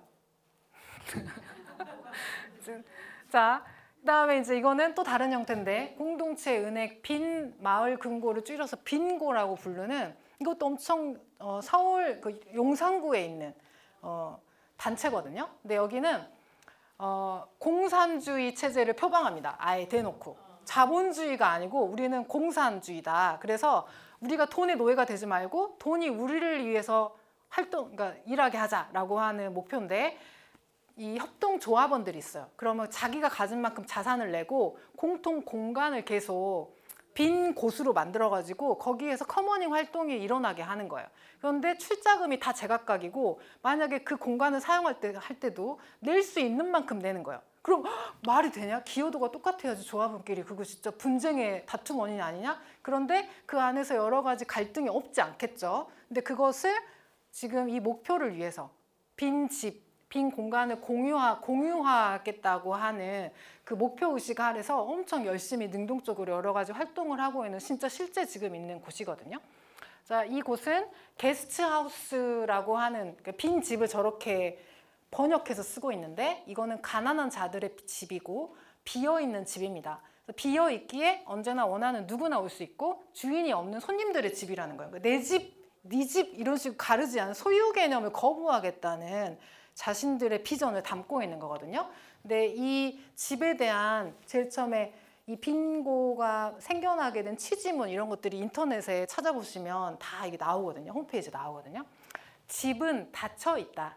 집은 개인의 소유물 중 가장 큰 것이며 그 내부에 나머지 소유물의 대부분이 들어있다. 집에 들어올 수 있는 사람은 오직 혈연과 사랑으로 맺어진 가족뿐이다. 자신의 소유물, 자신의 집을 타인과 공유하는 것이 대단히 어렵다는 것을 의미한다. 사실상 가족이라 할지라도 마찬가지인데 현실에서 가족은 흩어지고 사랑은 흔들린다. 모두가 홀로 살아가는 것이 당연한 세상이다. 그러나 사람이 홀로 살아갈 수 없는 것, 그런데 홀로 살아갈 수 있는 것처럼 보이는 것은 돈이 우리의 관계를 절단하고 억압하고 왜곡하고 있다는 것, 우리는 다른 관계를 모두 잃어버렸고 서로 만들지도 못하고 있다는 것을 의미한다. 이제 이런 식으로 취지문을 쓰고 있어요. 자, 이러면서 해방촌에 저 빈 가게를 만드는 거예요. 그러면 처음부터 얼마의 이윤을 내기 위해서 사업자가 딱 등록돼 있고 그 사람이 원하는 이윤치를 낼 때까지 막 사업행위를 하는 게 아니고 그냥 비워놓는 거예요. 누군가 여기 장사하고 싶다 그러면 그걸 주는 거죠. 열어주는 거예요. 자, 그리고 무엇이 들어올지는 계속 조합원들끼리 토론하는 거예요. 자, 저렇게 이제 뭐 북 파티도 열고 같이 시위도 다니고 라디오 방송도 하고 그다음에 같이 밥 먹는 행사 같은 것도 합니다. 근데 경기도에만 있지 않고 대구에도 열고 인천에도 열고 그 공간들을 사가지고 조합원들이 돈 이제 출자금이 모이면 좀 자금이 생기잖아요. 그러면 이런 커머닝 활동할 수 있는 곳을 전국에 만들고 있어요. 차근차근. 자, 우리는 돈을 적게 쓰고도 얼마든지 행복하게 살 수 있고 오히려 돈을 적게 써야만 행복하고도 올바르게 살 수 있다는 것을 알고 있습니다. 자, 이 사람들의 목표는 아주 기발한 놀이이자 창조적 예술처럼 일하면서 사는 거고, 배짱이처럼 너무만 일하지 말고 조금 일하면서 놀면서 일하는 게 목표예요. 자, 그게 가능한 이유는 자기 것을 만들려고 하지 않기 때문이죠. 아, 진짜 저렇게도 가능할 수 있지 않을까? 조금 내가 저 사람을 믿을 수 있다면, 그런 제도와 뭔가 체계를 만들 수 있다면, 우리가 이렇게 집 살려고 지금 집값 떨어졌다고도 난리 막 그 대출 받아가지고 해가지고 또 그럼 인생이 나락으로 떨어지는 이런 비극을 계속하는 게 아니고 조금 더 여유 있는 삶을 살 수 있지 않을까? 근데 이런 가능성의 실험들이 실제로 있다는 거죠. 자, 이제 이거는 제가 실제 연구하러 다니는 곳인데, 달꿈예술학교라고 복합 커뮤니티 공간 달꿈입니다. 5층짜리 건물이고요. 지하 1층, 이제 지상 5층의 건물이에요. 밖에서 봤을 때는 그냥 보통의 일반 건물처럼 보이는데 1층에 들어가면 카페가 있습니다. 근데 카페가 보통의 카페하고 좀 다르죠. 여기는 카페야 라고 하는 상업적 특성이 잘 보이지 않고, 여기가 뭐 하는 거지? 굉장히 수수께끼처럼 다가와서 사람들이 지나가다가 이렇게 힐끗힐끗 이렇게 보면서 의문을 갖다가 어느 순간에 들어왔는데, 보면 이제 카페에 딱 들어서면 주문하는 곳이 있거든요. 그러면 그 통로를 지나가지고 저 안으로 깊이 들어가면 동굴처럼 이제 큰 방이 하나 있어요. 카페 공간이죠. 근데 그러면 주인이 안 오기 때문에 막 몇 시간이고 앉아서 아무런 터치도 받지 않고 혼자만의 시간을 가질 수 있거든요. 근데 카페만 있는 게 아니고, 원래 이 공간은 이제 달꿈예술학교라고 이 학교를 짓기 위해서 만들어진 공간이었는데, 한 명을 위한 학교입니다. 단 한 명. 입학해서 졸업할 때까지 딱 한 명만 가르쳐요. 무료로. 자, 이 학교는 540여 개의 대안학교가 있는데 전국에, 그 대안학교도 품지 못하는 학교가 되기 위한 것입니다. 그래서 가장 제도권에서 밀렸고 또 거기서 또 밀린 아이들, 대안학교도 갈 수 없는 아이들을 엄선해서, 근데 이 엄선이라고 하는 거는 뭐 실력, 뭐 돈 이런 게 아니고 진짜 이 학교에 와야만 하는 아이인지를 학부모하고 아이하고 이 학교장하고 선생님들하고 같이 이제 인터뷰해가지고 결정을 하는 거예요. 그러면 저 학교 다 가려고 하지 않나요? 이러잖아요. 아니에요. 오지 않아요. 다 웬만하면 제도권 학교 가고 싶어 하고요. 좋은 대안학교 가려고 합니다. 저런 뭐 아무도 알아주지도 않는, 그리고 입시 교육을 목표로 하지 않는 저런 대안학교는 지금 이제 4번째 졸업생이 졸업을 하고 다음 아이를 기다리고 있는데, 이 학교는 지금 휴교 상태입니다. 다음 아이가 올 때까지 기다리는 거예요. 그러면 이제 4번째 학생은 자폐 아동 초등학생이었거든요. 근데 이 아이도 우연하게 이 학교를 오게 됐는데, 이 아이를 오기 전에는 청소년만 교육하던 시스템이었기 때문에 해본 경험이 있었기 때문에 이 아이를 받을 수 있을까? 자폐 교육을 할 수 있을까? 이제 모든 선생님들이 다 고민을 했는데, 이제 이 선생님들은 다 무상이니까 다 자원봉사예요. 그럼 자원봉사 선생님도 어떻게 오나요? 그럼 이제 아름아름, 그다음 자원봉사 인터넷 사이트, 뭐 그다음에 이제 이분이 미디어에 약간씩은 노출이 되기 때문에 뭐 이런 걸 통해 유튜브나 이런 걸 통해서 정말 신기하게 대구에서, 경기도에서, 이제 저 같은 광주에 사는 사람부터 시작해가지고 어떻게 연결이 돼요.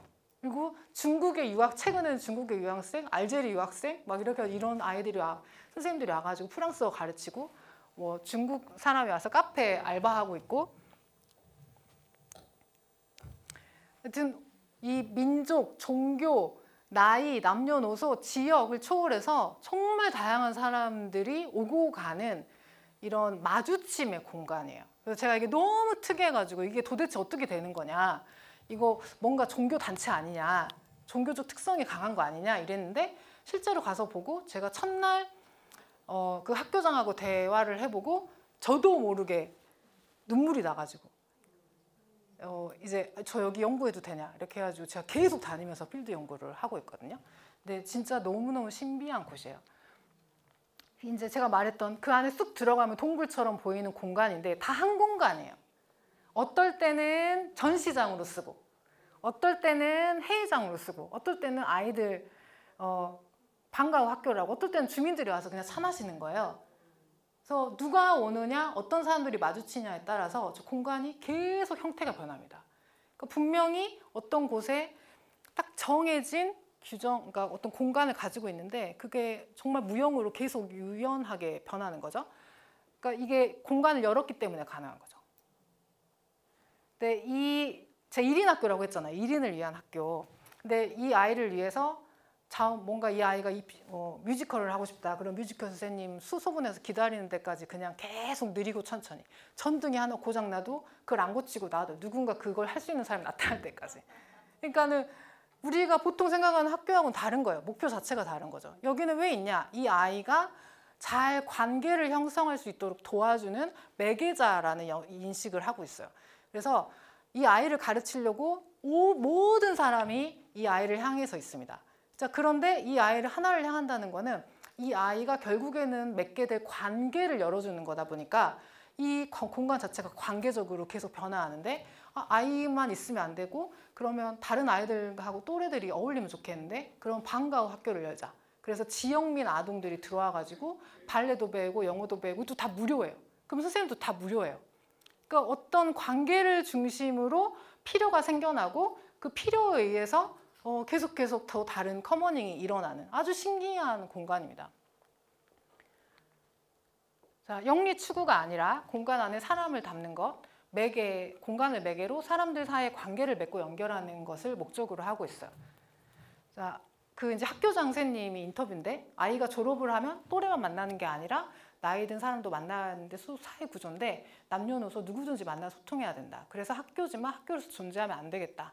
그래서 카페가 하나 있어야겠구나. 카페를 만든 이유가 그거였어요. 누군가 마주치게 해야 되겠구나. 자꾸 다른 사람들이 오고 갈 수 있게 해야 되겠구나. 그리고 나이 드신 분도 만나고 또래 아이도 만나고 다양한 직업을 가진 사람들에게 인사하고 그리고 학교지만 결국엔 여기도 함께 살아가는 사회잖아요. 그래서 손님도 있어야겠다. 그래서 이제 2층에 가면 게스트하우스가 있습니다. 그리고 4, 5층은 거주민들의 공간이에요.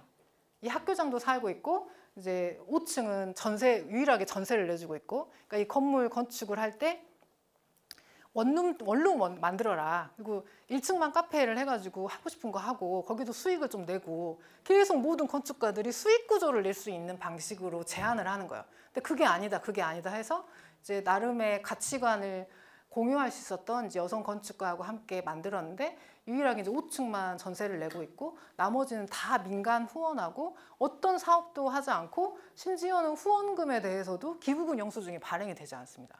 그리고 이 공간을 홍보해 주겠다고 계속 카톡이나 막 이런 데서 막 사장님 저희의 진심을 믿어주세요. 이 공간을 정말 행보하고 싶어요. 카페를 더 활성화시켜가지고 좋은 일 하시면 되지 않습니까? 이제 이런 식의 자본주의적 어떤 중개자들이 계속 끊임없이 뭔가를 이렇게 뭔가 미끼를 던지는데 이제 그런 것을 하면 할수록 이 공간이 갖고 있는 질적 어떤 특성 이런 것들이 사라질 수 있기 때문에 이제 그것이 아니고 이제 관계를 중심으로 느릿느릿 하나씩 뭔가 이렇게 확장해가는 공간이라고 하시면 될 것 같아요. 이 달꿈 학교장 선생님인데 장애를 갖고 계세요. 중증 장애예요. 5살 때 엄청 큰 트럭에 치여가지고 안전이 하반신 마비시고 그다음에 척추뼈 아래로는 움직이지 않고 그다음에 척추가 한쪽이 다 갈비뼈가 다 무너져가지고 한쪽 휠체어에 타셔도 한쪽을 이렇게 지탱해야 될 정도로 모든 장기가 파손돼서 사고 당시에는 죽을 수밖에 없다 했는데 진짜 기적적으로 살았죠. 근데 이제 이분이 얼굴 보시면 아시겠지만 장애를 갖고 있다라고 하는 생각이 안 들 만큼 정말로 정상과 비정상의 경계를 무너뜨리는 어떤 실천을 온몸으로 하고 계시고 있다는 걸 실제 가면 느낄 수가 있어요. 제가 여기 게스트하우스에서 자보고 계속 가가지고 활동하면서 함께 많이 지내봤거든요. 근데 이분이 이렇게 말씀하시더라고요. 저는 장애도 능력이라고 생각한다. 장애를 잘 활용하면 능력이 되거든요. 이제 예를 들면 관계가 생겨요. 이제 혼자 가기 힘들어요. 좀 도와줄래요? 그럼 그 사람과 관계가 생기는 거거든요. 그 사람을 한 명 알아갈 수 있고 저에 대해서 알아갈 수 있는 것도 저는 굉장히 큰 능력을 생각합니다. 이제 이런 관점에서 획일적 기준에 의해서 뭔가를 강요하는 게 아니고 각자가 가진 것들이 고유하게 빛을 발할 수 있도록 좀 섬세하게 관계 맺음이 일어나고 있어요. 저도 이제 이 공간 생활하면서 처음으로 진짜 와닿게 그런 생각이 들었는데 내가 다른 사람들하고 다른 뭔가 있잖아요. 그런 부분들. 좀 특이하거나 아니면 좀 주류에서 벗어나거나 근데 그런 특징들을 되게 소중하게 생각해야 되는 거구나. 그게 진짜 매력적인 거구나. 그거를 이분을 통해서 구체적으로 느낀 것 같아요. 근데 다른 거지 틀린 게 아닌데 우리는 각자 다른 사람에 대해서도 편견을 갖고 심지어는 나 자신을 검열하고 나도 뭔가 정상적으로 거기에서 벗어나면 안 될 것 같은 공포심 같은 게 있잖아요. 근데 그럴 필요가 없는 거구나. 자유롭게 각자가 원하는 삶을 뭔가 기획하고 그런 관계를 찾아서 삶을 재구성할 수도 있겠구나. 이제 이런 희망이 좀 보이더라고요. 여기 가서 보니까. 자, 그래서 제가 이제 커머닝 앞에 말했던 가족을 넘어서 어떤 새로운 대안적 삶에 대한 좀 상상력을 자극드리기 위해서 이런 사례들을 좀 가져와서 설명을 드려봤습니다. 그래서 오늘 이제 가족과 함께 살아가는 것, 앞으로 나는 이제 어떤 삶을 살아야 하는가, 지금 가족과 꼭 살아야 할까? 저런 많은 대안이 있구나. 이제 그렇지. 내 주변에 누가 있나? 이런 걸 돌아보시면서 제가 어떻게 이제 유튜브를 보니까 뭐 유명한 강사가 지금 같이 살고 있는 남편과의 끝은 공황장애다. 이제 이런 말을 하길래 제가 엄청 재미있어서 웃었던 기억이 나는데 정말 다르게 살 수도 있겠구나. 이제 이런 나름의 느낌표를 가지고 돌아가셨으면 좋겠습니다. 오늘 강의 들어주셔서 정말 감사합니다.